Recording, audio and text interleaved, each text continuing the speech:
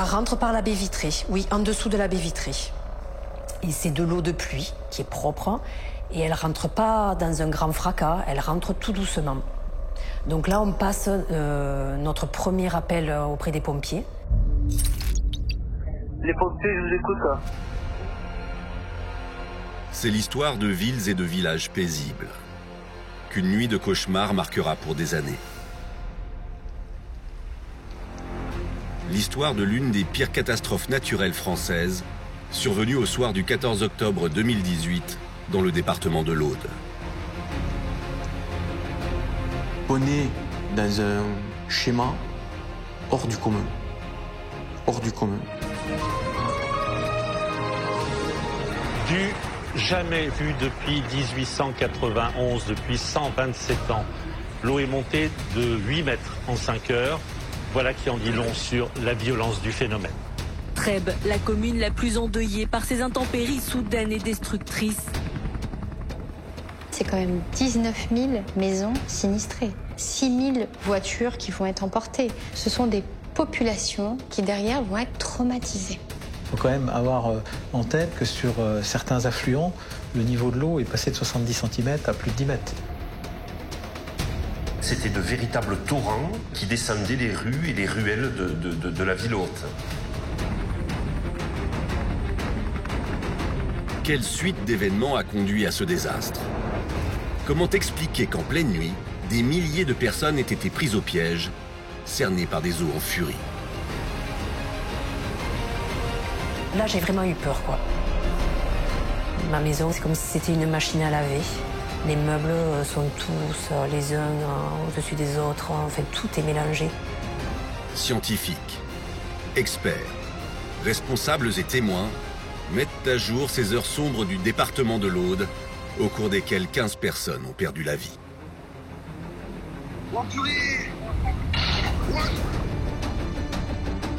Il y a un front froid qui arrive par l'ouest, depuis Toulouse, qui va venir soulever cet air chaud de la Méditerranée. Les nappes d'eau sont déjà pleines. Et donc finalement, il n'y a plus d'espace, ou très peu d'espace, pour capter l'eau nouvellement précipitée. Toute la pluie d'orage va venir directement dans le bassin et va chercher à rejoindre son exutoire. Et son exutoire, c'est l'Aude. Les gens peuvent d'un coup voir arriver une véritable vague qui va en quelques minutes submerger de plusieurs mètres les habitations. Il n'y a pas de mots, en fait, sur ce qu'on vient de vivre. Ouais, on reste sans voix.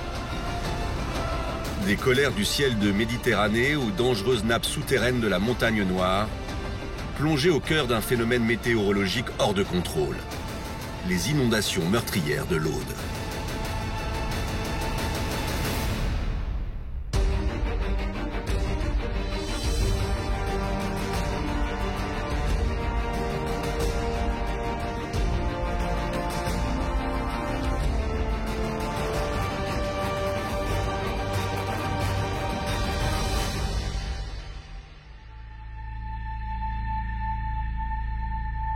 Lundi 15 octobre 2018. Au petit matin, dans le département de l'Aude, le réveil est brutal. Après une nuit cauchemardesque, les habitants peinent à réaliser ce qu'ils ont devant eux. Un océan, une vision inimaginable. Inimaginable. Je peux pas vous décrire ça. Submergé sous les eaux. Les cours d'eau, habituellement hauts de quelques centimètres, ont pris des proportions effrayantes. L'Aude, le fleuve qui a donné son nom au département, enregistre un débit de 1100 mètres cubes seconde, 25 fois sa moyenne habituelle de 45 mètres cubes seconde. Au nord du département, Trèbes semble être la commune la plus touchée. Concrètement, au lever du jour, ce lundi matin, on constate un spectacle jamais connu. Une hauteur d'eau de 7,50 m. On a une ligne d'eau qui fait que nombre de maisons sont totalement submergées. Rarement dans son histoire, l'Aude n'avait connu de telles inondations. Comment expliquer un tel phénomène? Et surtout, pourquoi la population s'est-elle fait dépasser alors même qu'elle était prévenue? Pour le comprendre, il faut remonter le temps de 24 heures alors qu'ici rien ne laisse présager d'une catastrophe.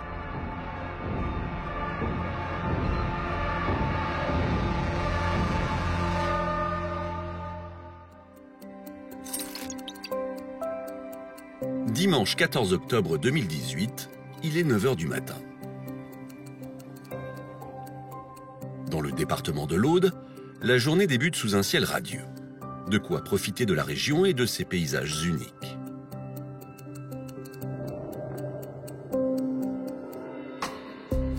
Située en bordure du golfe du Lion, l'Aude abrite une partie du Massif central au nord et des Pyrénées au sud.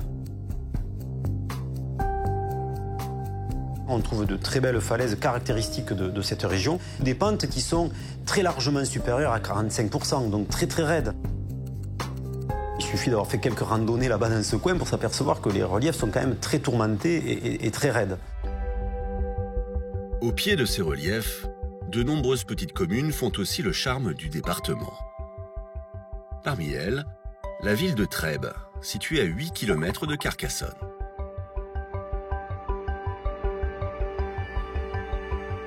Je m'appelle Éric Ménassi et je suis le maire de la commune de Trèbes dans l'Aude.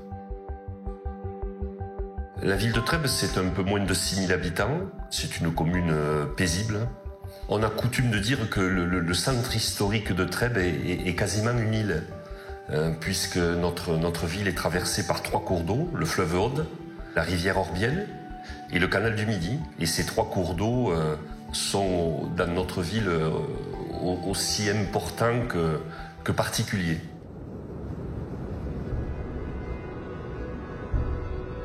Environnement exceptionnel et soleil, l'Aude a en ce dimanche matin un air paradisiaque. Mais cela ne va pas durer, car une menace gronde à l'horizon et elle approche.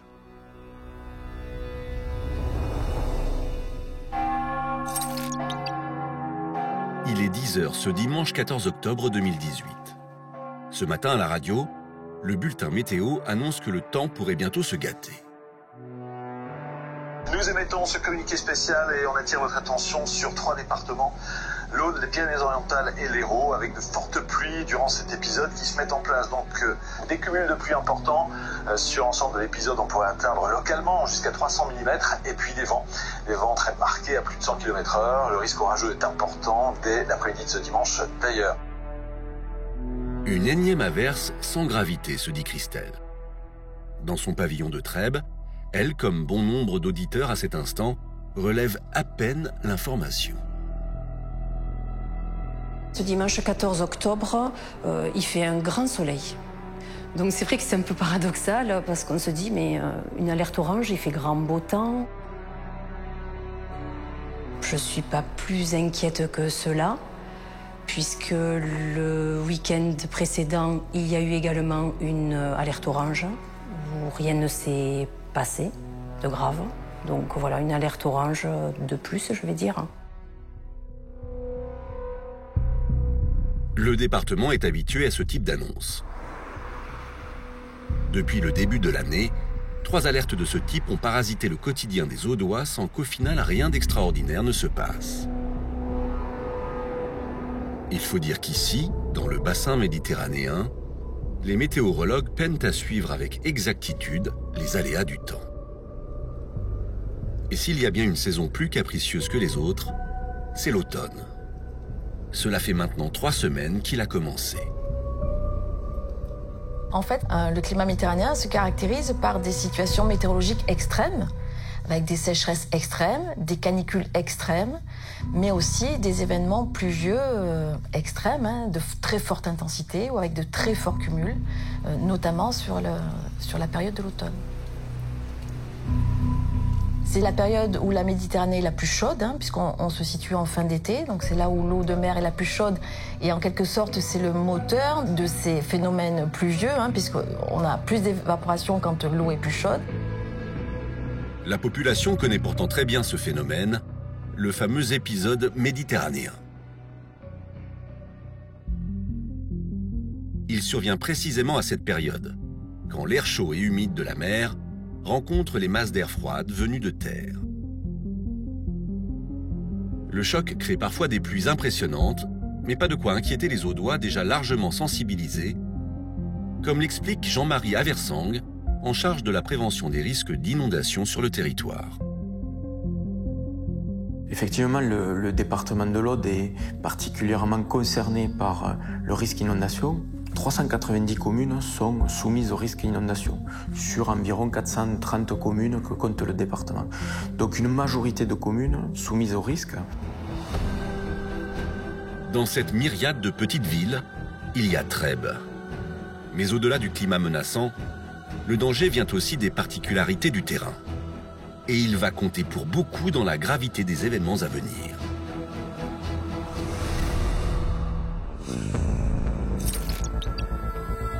« 15 heures. Alors qu'il fait toujours aussi beau dans l'Aude, les météorologues voient les conditions climatiques s'aggraver. Au large des côtes méditerranéennes, un ancien cyclone transformé en tempête s'approche des côtes françaises. Identifié sous le nom de Leslie, il pousse l'air chaud et humide de la mer vers les terres. Cela ne fait maintenant plus aucun doute, l'épisode méditerranéen sera de forte intensité. Reste à savoir où précisément et à quel point. Les différents modèles à notre disposition, qui tournent à différents moments de la journée, donnent tous des scénarios complètement différents. Donc, on savait qu'on pouvait avoir des phénomènes intenses. A priori, 4 départements pouvaient être impactés, mais toute la difficulté reste dans la chronologie et la localisation de ces phénomènes intenses.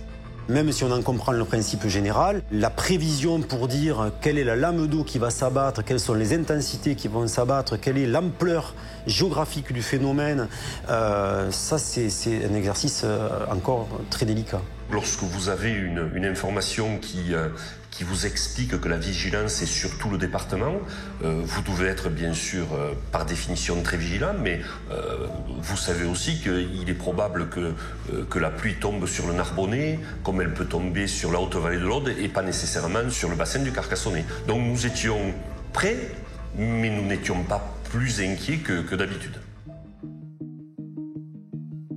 Difficile de prendre conscience du danger car aucun signe apparent ne trahit pour l'heure sa présence.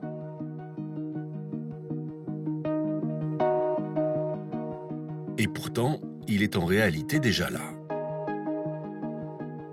Si dans le ciel un phénomène climatique hors du commun se met en place, à terre, la présence d'un relief appelé la montagne noire est une menace presque permanente.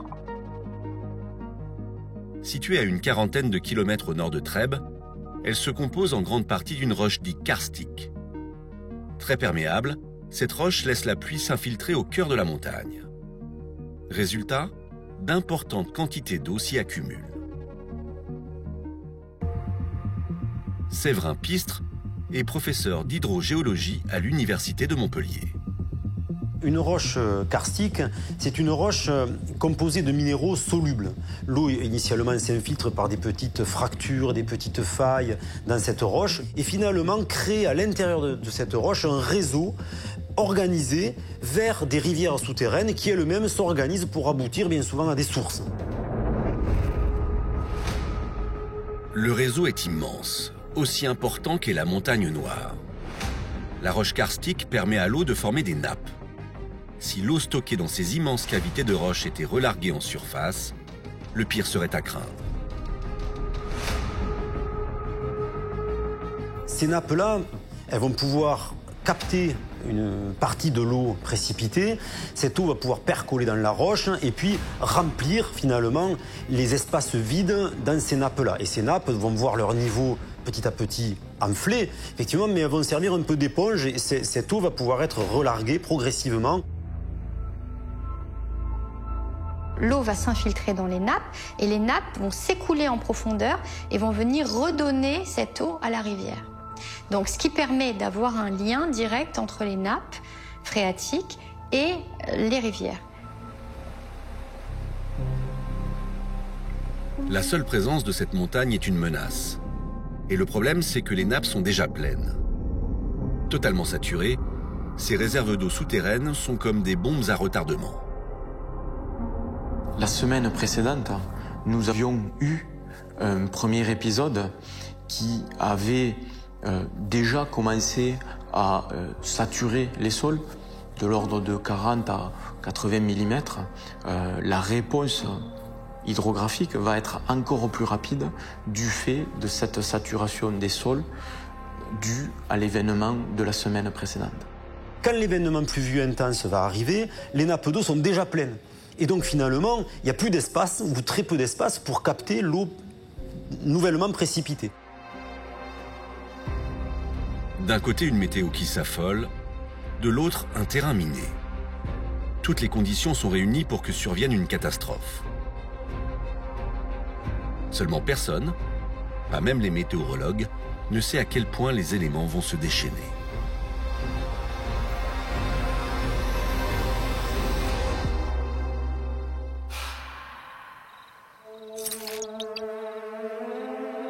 « 21h30. À Trèbes, comme ailleurs dans le département, la soirée est parfaitement calme. Rien n'indique qu'ici des pluies diluviennes vont bientôt s'abattre.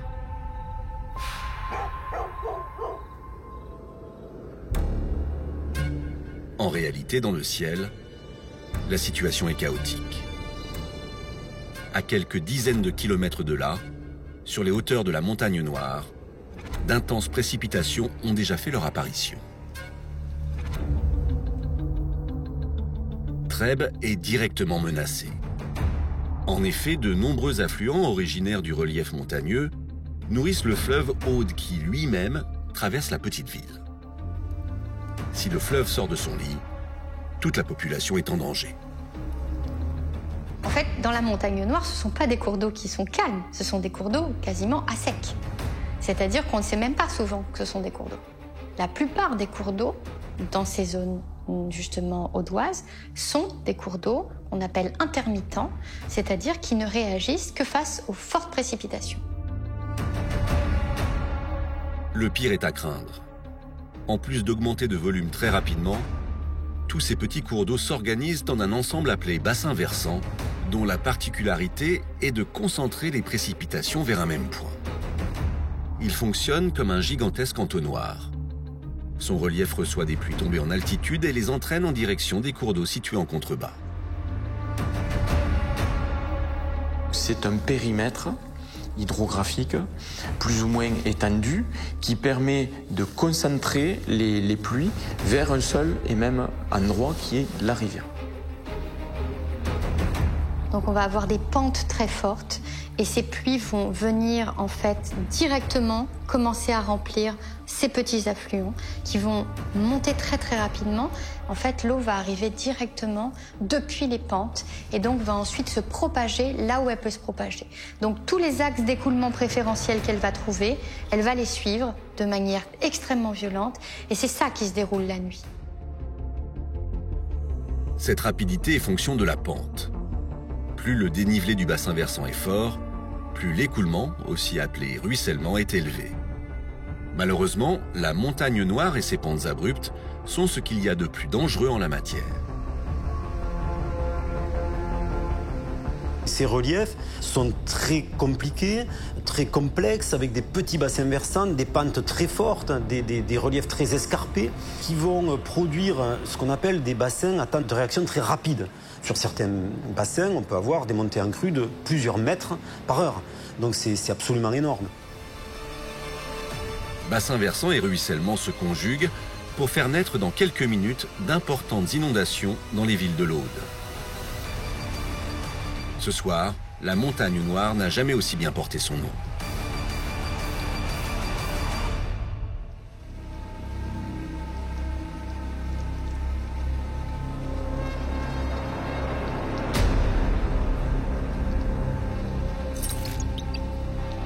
Minuit. C'est à cette heure que la pluie fait son apparition à Trèbes. Alors qu'une large partie de la population est plongée dans son sommeil, une lumière reste allumée. Celle de la chambre de Baptiste, le fils de Christelle. Le jeune homme va rapidement réaliser qu'à l'extérieur, quelque chose ne tourne pas rond. J'avais encore un peu de travail à faire, je passe du temps sur l'ordinateur. J'ai mes écouteurs et de la musique, donc je n'entends pas ce qui se passe autour. mais j'entends quand même des bruits de pluie qui tapent sur la fenêtre et qui sont forts. Et ça me marque, donc du coup je vais voir, j'ouvre la fenêtre et je me dis, c'est vraiment costaud pour le coup. C'est là que j'ai commencé un peu à comprendre que la soirée était bizarre un peu, on va dire.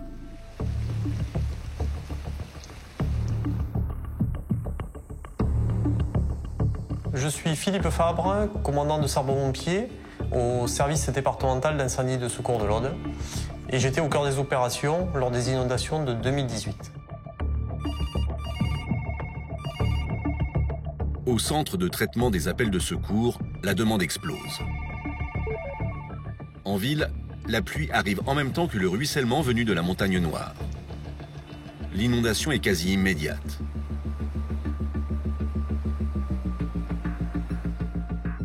Toutes les communes situées au pied de la Montagne Noire, dont Trèbes, sont touchées.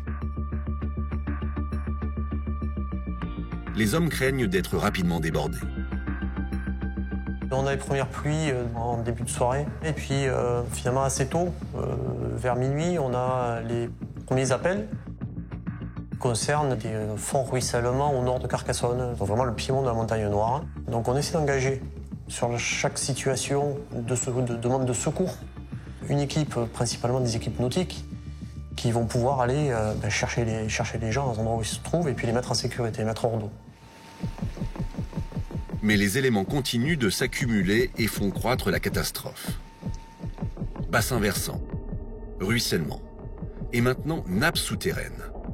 Comme les scientifiques le craignaient, les immenses réserves d'eau issues des karstes débordent. Et leur contenu s'additionne à tout le reste. L'eau qui va s'infiltrer dans les karstes va faire un effet de piston, un effet de transfert, et donc va venir pousser en fait les eaux qui étaient déjà à l'intérieur. Donc les résurgences vont réapparaître, et ces résurgences-là vont être un apport supplémentaire en eau. Trèbes et sa région sont donc victimes à la fois de l'eau qui tombe, de celle qui ruisselle, et maintenant des masses dormantes soudainement réveillées. À 2h30, soit 5 heures après les premières pluies sur la montagne, l'eau arrive de partout. En fait, cette eau est transformée en torrent et on se rend compte qu'un des quartiers de la ville au nord commence à monter en charge au niveau de l'eau. C'est un quartier qui, historiquement, dès qu'il y a quelques pluies, se retrouve les pieds dans l'eau.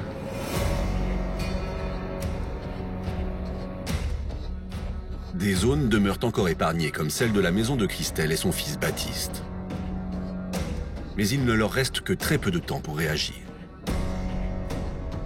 Dans cette soirée-là, dès que j'ai un temps vraiment à moi, je vais avoir tendance à aller sur les réseaux sociaux, comme à mon habitude. Et justement, ce soir-là, je tombe sur des publications d'une personne qui relate ce qui se passe en temps réel dans Trèbes et va dire sur le réseau social justement que le cours d'eau du canal déborde. Et c'est quelque chose qui est complètement anormal.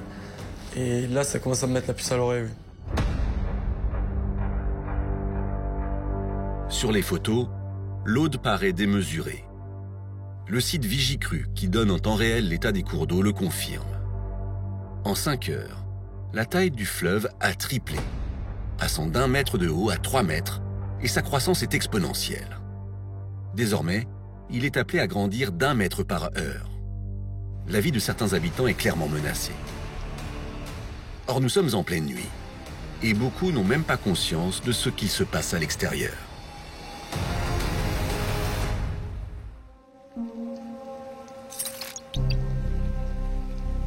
« 3 heures du matin.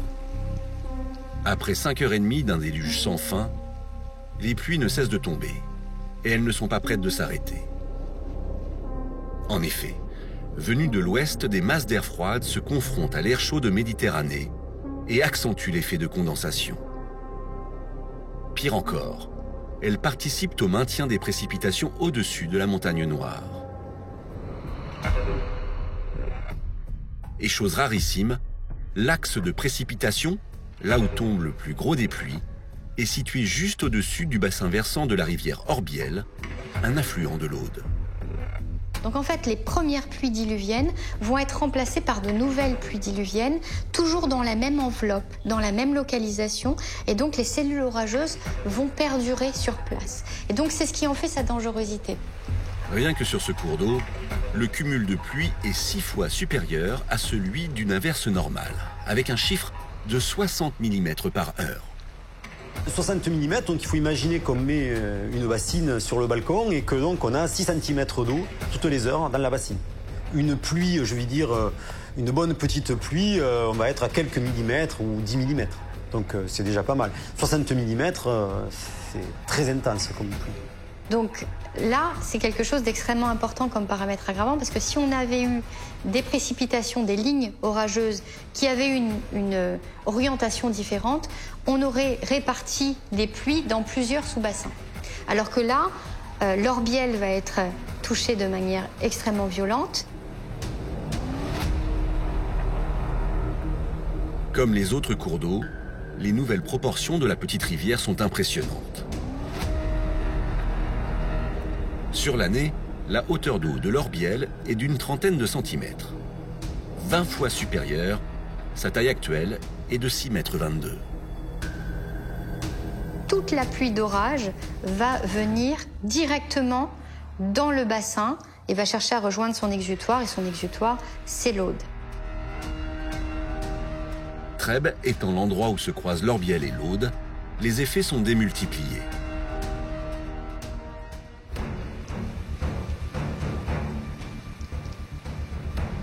Conséquence, aucune zone ne sera épargnée. Preuve que rien ne va plus, dans certains lieux déjà, les objets lourds comme les véhicules automobiles sont emportés.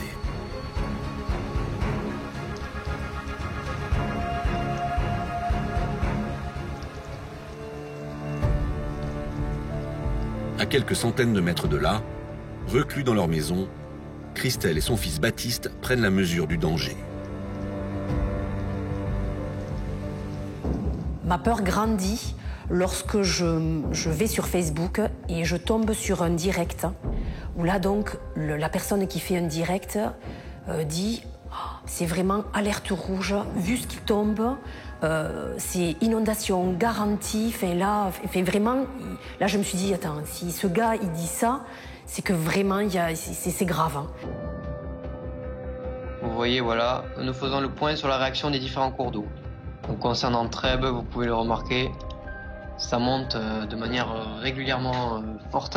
Et avec 2,5 mètres déjà de hauteur, même 3 mètres qui ont été pris en 3 heures. Au niveau de Trèbes, ça continue de monter, la situation est vraiment inquiétante. Là, clairement, localement, on risque d'atteindre même les 300 litres d'eau par mètre carré d'ici la fin de l'épisode. Ça fait longtemps qu'on n'a pas eu une situation aussi critique. Hein. Là, j'ai vraiment eu peur, quoi. Là, je me suis dit, c'est bon, effectivement, il y a quelque chose qui se passe. J'arrivais pas trop à cerner, moi, à me fermer à la maison. Mais là, je me suis bien rendu compte que quelque chose d'exceptionnel qui était en train de se passer. La mère de famille transfère donc en hauteur tout ce qu'elle peut. Du rez-de-chaussée où se trouve une chambre et la cuisine, vers une pièce légèrement surélevée. Comme le garage que nous avons aménagé est situé au plus bas, et vraiment à ras le sol, là je veux qu'on monte les canapés, enfin tout ce qu'il y a. Donc voilà, les enfants m'aident et on monte ce qui peut être monté dans la cuisine, qui est quand même plus en hauteur. Et voilà, et on fait même une photo, je fais une photo de Baptiste qui on avait mis sur la table basse, pensant toujours, allez, 50 cm, il ne va pas y avoir grand-chose. Et voilà, donc je crois qu'on ne se rend pas compte de ce qui va nous tomber sur le coin de la figure. De toutes les averses, jamais Christelle n'en avait connu d'aussi puissante. Les prochaines heures seront particulièrement éprouvantes. 4 heures. Après son apparition, 6h30 plus tôt, l'épisode méditerranéen atteint une intensité impressionnante. Là, ce qui se passe, c'est vraiment cette conjonction entre tous ces paramètres aggravants présents, avec cette alimentation en air froid permanente. Vous avez ensuite l'orientation des pluies qui va jouer un rôle prépondérant, la localisation et la zone qui vont se concentrer sur la montagne noire avec des pentes très escarpées qui vont accélérer les phénomènes de vitesse. Donc vous avez en fait tous les ingrédients pour en faire une catastrophe. Dans un rayon de 30 km autour de Trèbes, tous les cours d'eau sont en crue. Les débits enregistrés sont près de 200 fois supérieurs au normal.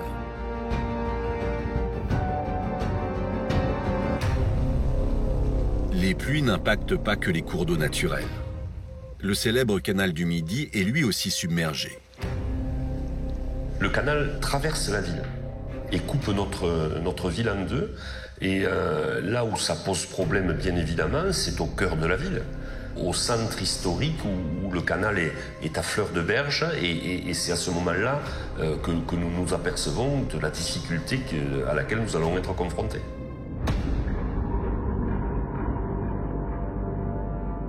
L'ouvrage du XVIIe siècle ne fait pas seulement que traverser la petite commune. Son tracé coupe de nombreux cours d'eau issus de la Montagne Noire.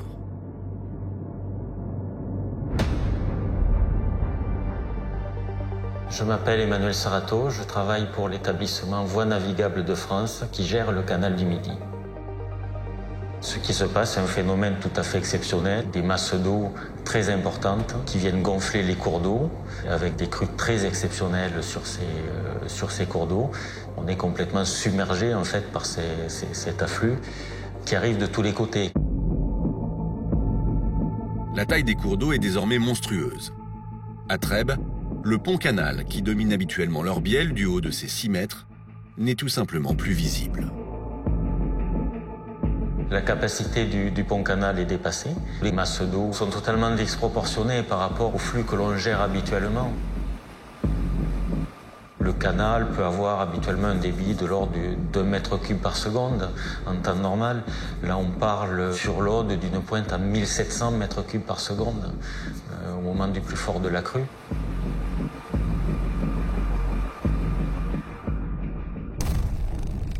Au croisement du fleuve Aude, de l'Orbiel et du canal du Midi, Trèbes est plus que toutes les autres communes prises au piège.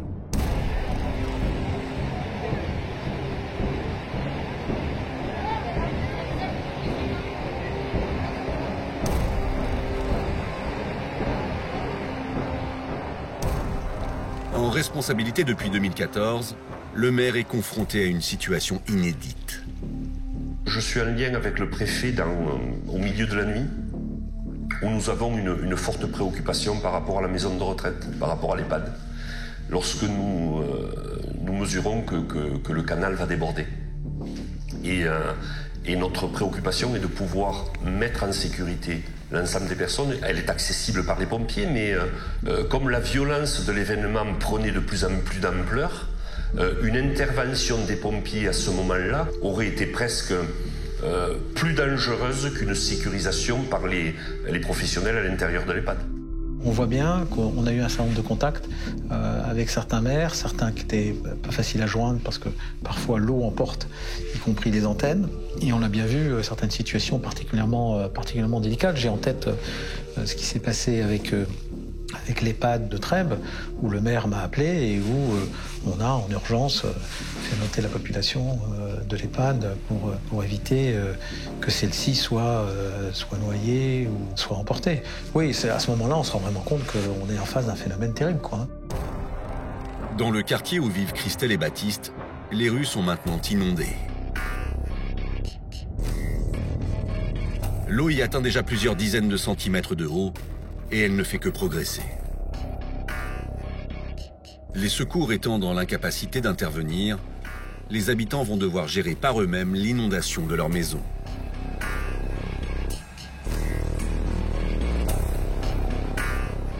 Ça rentre par la baie vitrée, oui, en dessous de la baie vitrée. Et c'est de l'eau de pluie qui est propre et elle rentre pas dans un grand fracas, elle rentre tout doucement. Donc là, on passe notre premier appel auprès des pompiers. Les pompiers, je vous écoute.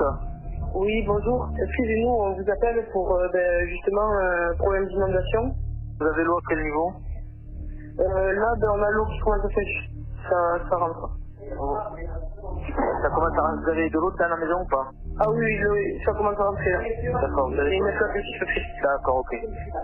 Oh. Là, c'est aux 3/4 de notre salon. Ouais. Alors, je vais faire une fiche et les secours vont venir dès que possible. Ça marche. Sur le coup, moi je perçois l'appel un peu comme pas une mise en garde, mais pour prévenir, voilà, écoutez, on est à tel endroit, on est inondé, tout ça. Peut-être qu'à un moment vous devrez venir nous chercher. J'ai envoyé l'alerte, dès qu'ils peuvent. Par contre, j'ai pas de délai. C'était pas le seul appel, parce qu'à ce moment-là, quand je les ai eu au téléphone, ils m'ont vite fait comprendre qu'ils étaient déjà submergés d'appels et que du coup, c'était un appel parmi tant d'autres.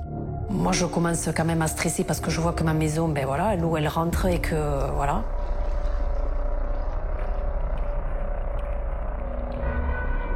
La maison, elle est à l'étage ou pas? La maison est à l'étage, il y a un étage. D'accord. Déjà, si vous avez un étage, c'est une bonne chose.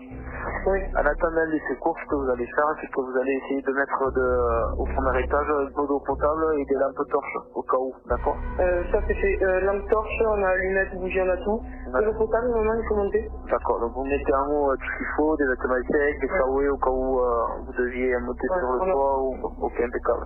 Le pompier, du coup, va me dire les choses à faire, prendre de la nourriture, de l'eau, se mettre à un endroit bien isolé. Donc vraiment les méthodes à utiliser pour éviter qu'il nous arrive quelque chose. À l'intérieur des maisons, l'eau monte. Elle atteint les 1,80 m de haut. À l'instar de Christelle et Baptiste, les habitants n'ont plus le choix. Ils doivent se réfugier au premier étage. Et là, j'ai cette image quand même de l'eau qui monte très rapidement dans les escaliers.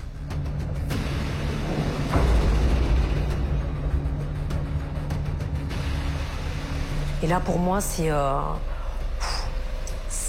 l'inimaginable qui se passe. À la maison, les regards se figent. Ma mère, du coup, panique un peu. Mon frère qui suit un peu aussi. Je me dis juste que voilà, maintenant, il faut trouver une solution pour s'en sortir nous et que c'est que du matériel, quoi. Téléphone à la main, Baptiste est le seul habitant de la région à filmer la scène de l'intérieur. Ah, que de l'eau. Sur ces images, le rez-de-chaussée de sa maison a comme disparu. Maman, il n'y a que de l'eau. Je fais une marche de marche et je vois qu'après, c'est que de l'eau. Donc, sur le coup, je suis vraiment étonné. Là, je prends conscience que l'eau, elle arrive vraiment au seuil des dernières marches de notre cage d'escalier. Et je me dis que même là, à l'étage, eh ben, on n'est peut-être pas en sécurité. Il faut qu'on monte au plus haut. Ben, on a une trappe située dans la salle de bain au premier étage. Et je dis aux enfants, il faut qu'on monte au plus haut, qu'on soit au plus haut, parce que qui nous dit pas que de nouveau il va y avoir une autre vague et ça va de nouveau remonter. Il faut vraiment qu'on quitte l'étage au plus vite. La crue atteint des niveaux tels et des vitesses telles qu'elle emporte des troncs d'arbres, hein, bien souvent. Ces troncs d'arbres vont pouvoir boucher finalement les arches des ponts. Les sédiments qui arrivent derrière vont pouvoir se trouver piégés par ces embâcles importantes. L'eau va se mettre en pression et au bout d'un moment, cet ouvrage peut céder. Et là, le problème, c'est que du coup, on se retrouve avec un volume d'eau qui a été stocké en amont, qui se retrouve relâché dans le cours d'eau, et les gens à l'aval, ou les biens, les habitations, peuvent d'un coup voir arriver une véritable vague qui va, en quelques minutes, finalement, submerger de plusieurs dizaines de centimètres, voire mètres, les habitations. L'étau se resserre. De 2,50 m, la hauteur d'eau a atteint les 2,80 m. Après le rez-de-chaussée, le premier étage est maintenant menacé. Ultime refuge possible, les combles, par lesquels Baptiste va tenter de sortir.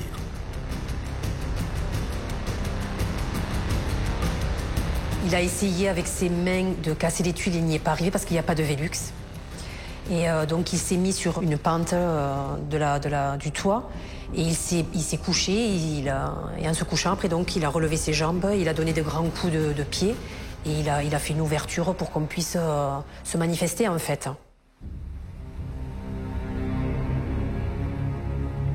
Il est 7 heures. Du haut de sa maison, le jeune homme filme son nouvel environnement. À l'extérieur, les rues ont disparu sous une mer de boue, atteignant par endroits les 3 mètres de haut.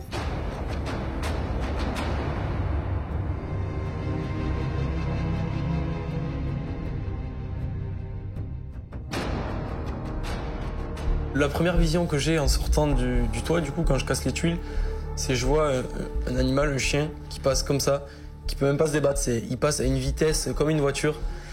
Et je me dis, bon, trop de courant, impossible. Même sur le coup, enfin, on regarde la situation, on se dit, bon, ben, je vais essayer d'y aller, moi, à la nage, pour essayer d'aider ou quoi. C'est impossible, c'est peine perdue. Le courant est vraiment énorme et ça m'avait bien marqué. Ouais. C'est un spectacle surréaliste. On a l'impression d'être sur une île, on est entouré d'eau. Entouré d'eau. Les arènes, on les aperçoit à peine. Les barrières qui permettent d'accéder au parking des arènes, on ne les voit pas. Enfin, c'est effrayant. Une demi-heure plus tard, les premières images filmées depuis les hélicoptères font état d'une situation désastreuse. L'eau est à perte de vue. 204 communes du département sont déclarées en état de catastrophe naturelle. Le montant des dégâts matériels est estimé à 269 millions d'euros.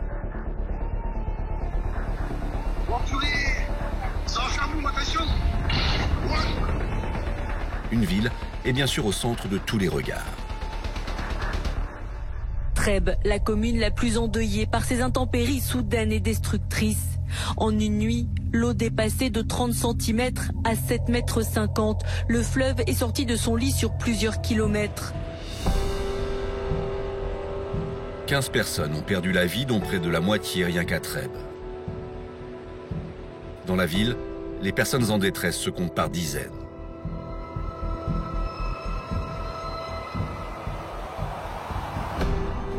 Quand le jour s'est levé,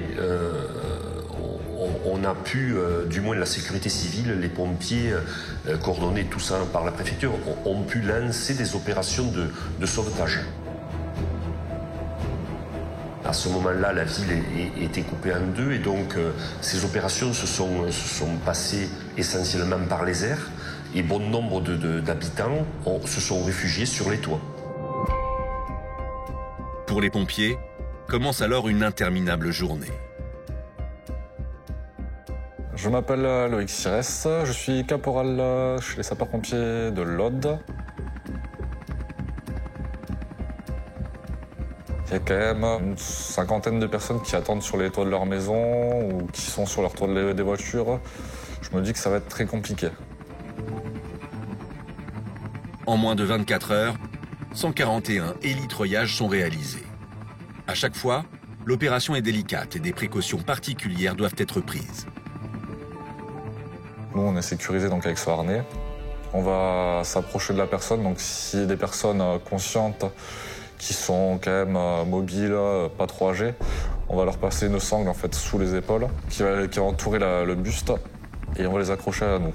Et ça va nous permettre de les treuiller, donc de remonter avec elles jusqu'à l'hélico. Arrivé à l'hélico, donc on les sécurisera à l'intérieur en leur mettant la ceinture. Et on va répéter ça quelques fois cette journée-là. Cernés par les eaux, Christelle et Baptiste attendent eux aussi qu'on les évacue du toit de leur maison. Ce sont les pompiers qui nous annoncent que nous allons être bientôt hélitreuillés. Nous voyons passer un premier hélicoptère de la gendarmerie, puis un second de la sécurité civile, qui commence à faire les premières interventions. Et je crois que nous sommes les 3e ou 4e.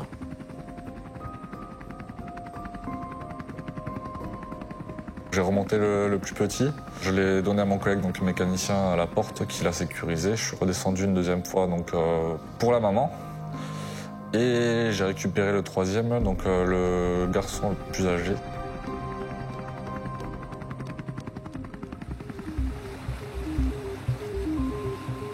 Christelle n'oubliera jamais cet instant. Depuis les airs, ce à quoi elle assiste est surréaliste. Sa ville, hier radieuse et baignée de soleil, a été anéantie en l'espace d'une seule nuit. On ne réalise pas. On est à côté de nos pompes, pour dire. Il n'y a pas de mots, en fait, sur ce qu'on vient de vivre. Là, on se rend compte que la piscine qui est à proximité de notre habitation est totalement dévastée, elle est éventrée. On voit les arènes sous les eaux, ça on le voyait, mais de chez nous.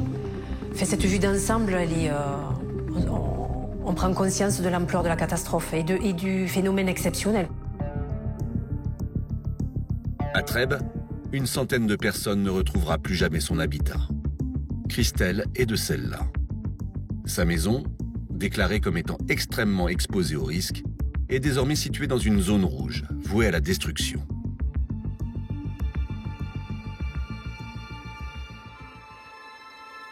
À son retour au domicile, la mère de famille ne reconnaît plus rien.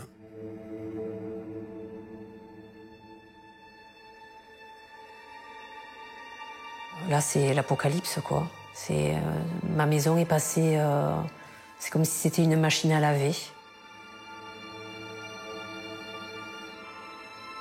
Les meubles sont tous les uns au-dessus des autres. Enfin, tout est mélangé et tout est rempli de boue, de limon, ça colle. Enfin, c'est... Et voilà, enfin, tout le rez-de-chaussée a été dévasté.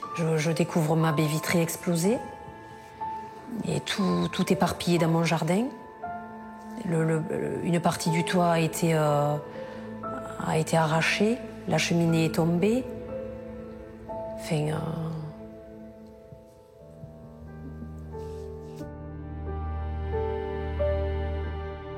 Pris en charge par l'État, les sinistrés comme Christelle ont été relogés dans le département. Mais au désastre matériel s'ajoute bien souvent la détresse humaine, impossible à guérir, si ce n'est avec le temps. Vous savez, il y a eu toutes les émotions, toutes, de l'incompréhension, de la peur. Vous rencontrez des familles qui ont, pour certaines d'entre elles, tout perdu. Il y a des vies qui ont été prises, il y a des vies tout entières qui ont été détruites avec des maisons qui ont été balayées. Et donc c'est de vrais drames humains que vous rencontrez tout au long de ces premières heures. Quand on regarde l'événement de 2018, c'est quand même 19 000 maisons sinistrées. On est quand même sur presque 6 000 voitures qui vont être emportées. Donc il faut imaginer ce que ça représente localement en termes de dommages. Ce sont des populations qui derrière vont être traumatisées. C'est-à-dire qu'ils vivent un traumatisme majeur. Aujourd'hui, le département reste l'un des plus menacés en France par les phénomènes d'inondation. Préparer l'avenir n'est donc pas une option. Aux environs de Trèbes, des travaux ont été menés afin d'augmenter la capacité de drainage de l'Aude. Le fleuve a ainsi été élargi de 10 mètres par endroit. La question n'est pas de savoir si c'est oui ou non on va avoir des inondations. C'est où et quand. Donc il y a une vraie culture du risque, mais qu'il faut en permanence perpétuer. Pourquoi ? Parce que les populations changent, on est un territoire touristique, les élus passent, donc il faut en permanence maintenir cette culture du risque qui est finalement une bonne réponse opérationnelle. Désormais, ces inondations destructrices appartiennent au passé. Mais bien qu'aujourd'hui la catastrophe n'a laissé aucune trace, elle reste encore ancrée dans toutes les mémoires comme une nuit meurtrière. Un phénomène hors de contrôle.